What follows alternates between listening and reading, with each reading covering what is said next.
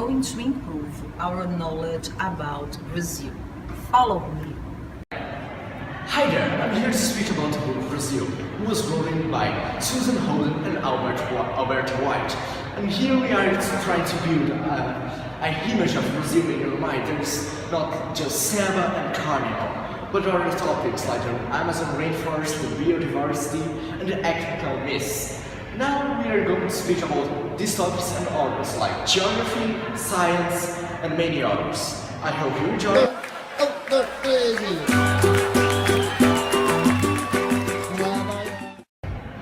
And here an interesting fact about Brazilian's flag.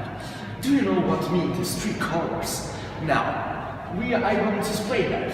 The green means the forest, specifically the rainforest of Amazonas. And here, the gold is from the yellow is from the gold that was taken from Minas Gerais and Ouro Preto in the age of 1600.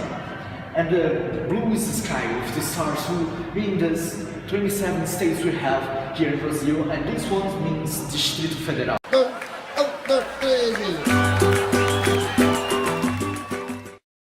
Hi, now we're going to speak about ethnic mix in Brazil. Before 1872, there were only 270,000 immigrants in Brazil, and that a lot of these were African. 90 years later, this number growing up for 5 million immigrants.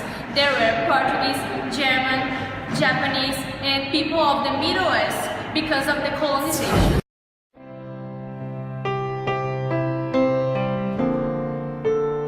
The most of the slaves were taken for Northeast region and were obligated to work in sugar farms. The others were to Southeast region and were obligated to work in mines.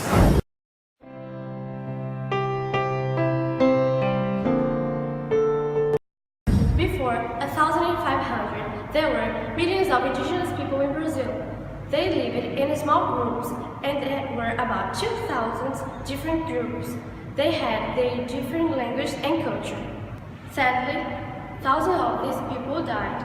Some of them were killed by the Europeans.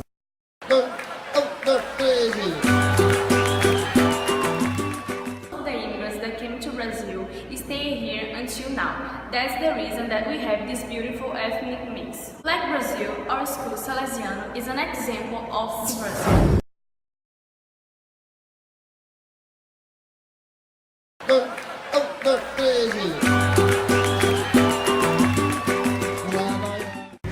Hello guys! Today we're going to give some information about sports in Brazil. Outdoor sports are very popular because the weather is good, people can swim in the ocean and roll on beautiful beaches. And in 2012, Brazil came in 22nd place in the Olympics in London. We won 17 medals, 3 of these were gold. And now, this year, for the first time, the Olympic Games will be in Brazil. And we are so excited for that. We want to win a lot of medals. Now, I'm going to talk with a juvenile athlete from Salesiano, Guilherme Melo. Hi. What's your opinion about Olympic Games in Brazil? The game that we will have in Brazil is inspiring because it's going to show the people to practice sports.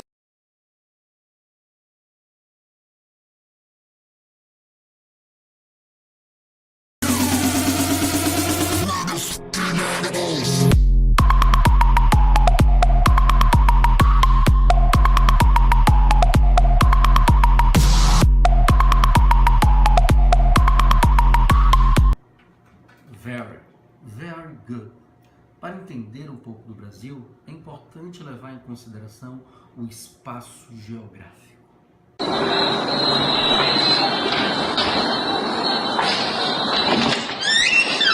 O que você está fazendo, meninas? Hoje a gente está tentando estudar para a prova de geografia. Prova? É, mas... Gente, prova de geografia. Prova, velho. Véi, ele deu assunto, só que esqueci qual é, velho. Acho que teve um debate sobre isso. Debate? Debate não, foi um... Foi ele mesmo. Uma palestra. Isso, uma palestra. Sim, eu lembro da palestra. Então, hoje vamos falar da geografia brasileira. Bom dia. Bom dia. O Brasil é composto por 5 regiões políticas: o Nordeste, o Norte, e suas principais capitais são Salvador, Manaus, Brasília, São Paulo e Curitiba. O Brasil é composto por 23 estados, sendo que a capital do Brasil é situada no Distrito Federal, que é Brasília. O território brasileiro apresenta diferentes tipos de clima, por causa da sua localização, mas o clima predominante é o clima tropical. Porém, no interior do Nordeste apresenta um clima semiárido. Já na região amazônica apresenta um clima equatorial. Então, por o Brasil ser cortado, por o Brasil ter uma grande dimensão, ele é cortado por 2 blocos. O Brasil tem uma dimensão continental. Nessa região aqui é encontrada a floresta amazônica, que faz fronteira com outros países dessa região. E aqui tem o Rio Amazonas, que corta todo o estado do norte. E esse é o maior rio do Brasil. Aqui também tem um rio que tem como nascente, em Minas Gerais, o Rio São Francisco, que corta o semiárido nordestino, passando por metade da Bahia e deságua na região de Pernambuco. Esses são os 2 maiores rios do Brasil, sendo que ainda tem outro rio aqui embaixo, que é o Rio Paraná, que é um dos outros maiores rios do país, e ele vem produzido. Agora a gente conseguiu lembrar da palestra. Com todas essas informações, a gente vai conseguir fazer uma boa prova agora. E só lembrando que eu vejo também que o cara levou a pergunta 5, mas foi burro. Bom dia, pessoal. Estamos aqui para fazer uma pesquisa sobre o que as pessoas sabem sobre o clima do Brasil. Ei, você pode dar entrevista para a gente? Posso sim. Então, eu queria saber de você, se você sabe quais são os climas predominantes no Brasil. Poxa, pelo tempo eu penso que seja polar, atlântico, não sei. Obrigado. Vimos aqui que nosso amigo não sabe o clima do Brasil.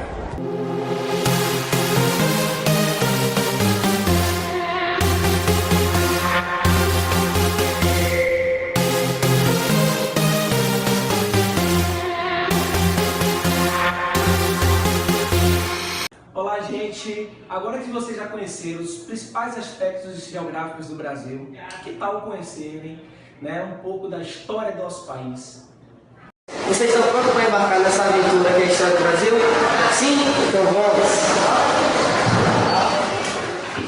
Os portugueses tenham chegado ao Brasil em 1500. O processo de colonização do nosso país teve início somente em 1530.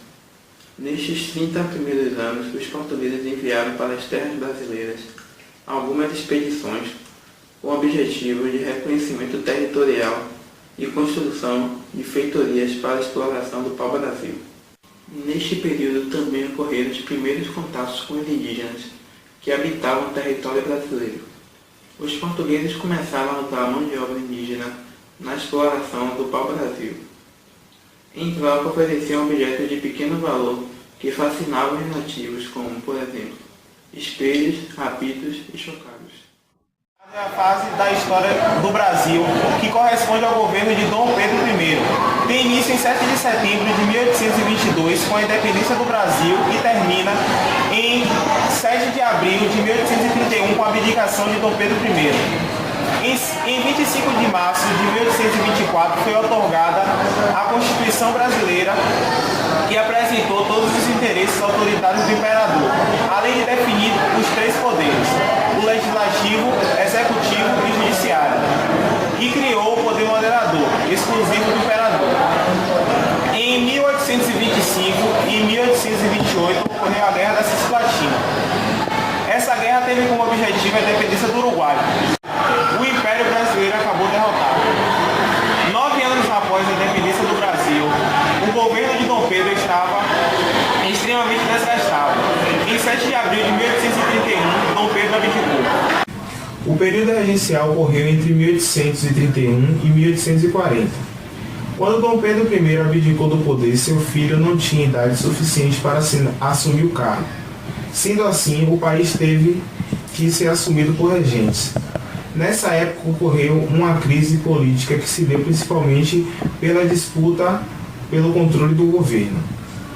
As principais revoltas desse período foram 3. a cabanagem, motivada pelas mais condições de vida na província do Grão-Pará, a balaiada, que ocorreu no Maranhão por causa da exploração dos grandes produtores rurais perante os trabalhadores, e a sabinada, ocorrida na Bahia, motivada pela insatisfação de militares de classes médias e baixas com o governo.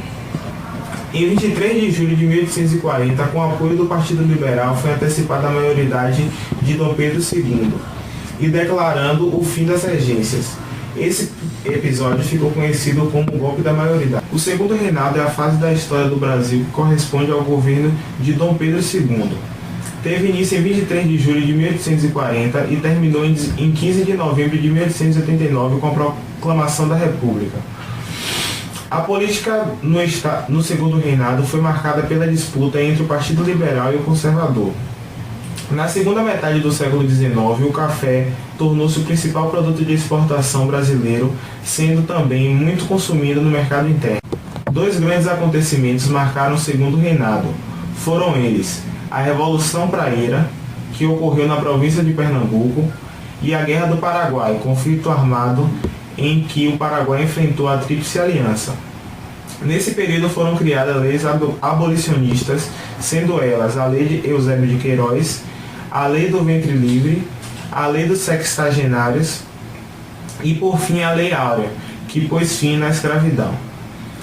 A crise do segundo reinado pode ser entendida através de algumas questões: o descontentamento da Igreja Católica, a oposição do exército brasileiro devido à corrupção na corte e a falta de apoio dos grandes proprietários rurais.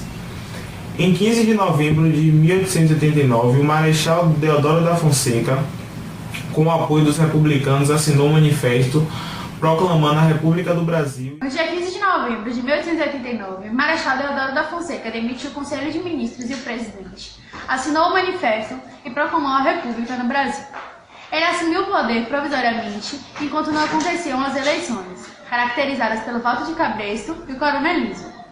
Com a Revolução de 30 e a chegada de Vargas, deu-se fim ao controle dos coronéis, mas continuaram existindo as fraudes e compras de votos.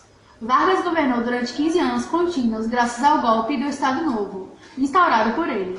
Também realizou inúmeras mudanças no país, modernizando a economia. Simultaneamente, no cenário europeu, ocorria a Segunda Guerra Mundial. O período democrático durou de 1946 a 1964. A pressão oposicionista sobre Getúlio Vargas se fortaleceu com a entrada do Brasil para a Segunda Guerra. E em 45, ano em que a mesma teve fim, ele renunciara. Em 46, Eurico Gaspar Dutra assumiu. No ano de 47, houve a extinção do Partido Comunista. De 51 a 54, Getúlio Vargas. Nos anos de 56 a 61, Juscelino Kubitschek tomou conta. No ano de 61, Jânio da Silva Quadros. E de 61 a 64, governo João Goulart. O militar foi um regime instaurado em 1º de abril de 64 e que durou até 15 de março de 85. Sob o comando de governos militares de caráter autoritário e nacionalista, e que teve início a partir do golpe militar que derrubou o governo de João Goulart, o atual presidente da época. Vários foram os motivos pelos quais se iniciou a ditadura militar no Brasil, mas o que mais se destacou foi a situação econômica do país. Em novembro de 68 foi criado o Conselho Superior da Censura, baseado no modelo norte-americano de 39, Lei da Censura. O motivo oficialmente apresentado era a infiltração de agentes comunistas no meio de comunicação, lançando notícias falsas de tortura e desmandos do poder constituído. Entrou em decadência quando o governo não conseguiu mais estimular a economia, controlar a inflação crônica e os níveis crescentes de concentração de renda e pobreza provenientes de seu projeto econômico, surgindo assim a Nova República, que tem início com o final da ditadura militar, 85, até os dias de hoje. Ou seja, este período começa com a saída do general Figueiredo da presidência do Brasil e a entrada de um civil no cargo, José Sarney. Suas principais características foram a redemocratização do Brasil, retorno das liberdades sociais, eleições diretas para presidente da República. A situação política do Brasil atualmente encontra-se na situação de afastamento da atual presidente da República, Dilma Rousseff, acusada de cometer pedaladas fiscais, ocorrendo assim o impeachment. Assumindo em seu lugar, fica o vice-presidente da